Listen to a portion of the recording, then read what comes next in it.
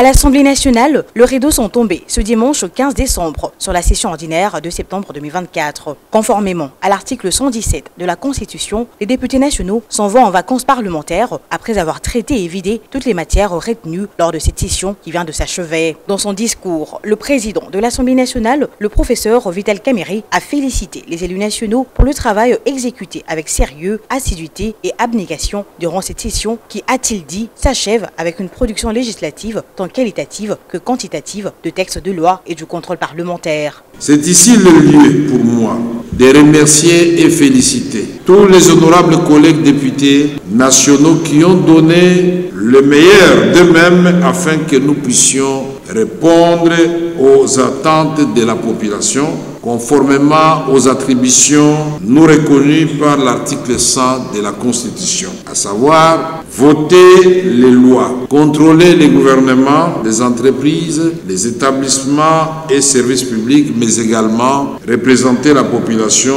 notre chère population, dont le bien-être est et restera cœur de notre action parlementaire. Le speaker de la Chambre basse du Parlement les a en outre invités à saisir la quintessence du contrôle parlementaire qui n'est nullement une chasse aux sorcières ou un moyen de déstabilisation du gouvernement. Le mot du professeur Vital Kamerhe se sent également apaisanti sur la situation globale de la vie nationale en reconnaissant les efforts consentis par le chef de l'État, Félix-Antoine Tshisekedi Tshilombo, dans l'amélioration des conditions de vie de population et pour la restauration de la paix dans l'ensemble du pays et particulièrement dans sa partie est en proie à l'insécurité suite à l'agression rwandaise. Nous encourageons le président de la République à poursuivre ses efforts de la recherche de la paix. C'est dans ce contexte que nous saluons le déplacement ce jour de son Excellence Monsieur le Président de la République à Luanda, répondant à l'invitation de son homologue, son Excellence Joao Lourenço, président de la République serbe d'Angola, médiateur dans les conflits à l'est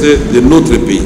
Le président de la République, son Excellence Félix Tshisekedi Tshilombo, vient de démontrer encore une fois son attachement à la restauration de la paix dans la sous-région des Grands Lacs. Avant de déclarer close de la session ordinaire de septembre 2024 aux députés nationaux, le président de l'Assemblée nationale leur a souhaité un repos mérité et un travail continu auprès de leurs bases respectives pendant ces vacances parlementaires. Signalons que bien avant la clôture solennelle de cette session qui a été essentiellement budgétaire, la représentation nationale a réexaminé et voté un rapport présenté à la suite de travaux de la commission paritaire mixte Assemblée nationale-Sénat mise en place par les présidents de deux chambres du Parlement relatif au projet de loi de finances exercice 2025. Au cours de ces travaux, il était question pour les députés nationaux et sénateurs d'aplanir trois divergences des formes et des fonds apparues lors de l'examen de ce projet de loi par le Sénat. Ces trois divergences sont notamment celles liées aux recettes, aux dépenses et enfin celles liées aux trois amendements apportés par les articles de cette loi. Les articles 17, 78 et 79 sont parvenus à une conclusion commune, renseigne le président de l'ECOFIN de l'Assemblée nationale, Guy Mafuta. Par rapport aux recettes, le Sénat a eu à dégager des recettes additionnelles qui en réalité font porter notre projet de budget de loi de finances de 51 000 milliards 133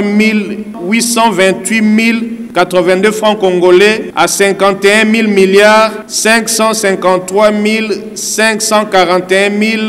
millions 670 francs congolais. Par rapport aux dépenses, également le Sénat a apporté certains amendements par rapport à la loi de finances 2025. Il s'agit notamment, honorable président, de l'enseignement, de l'éducation, de la défense et de la santé.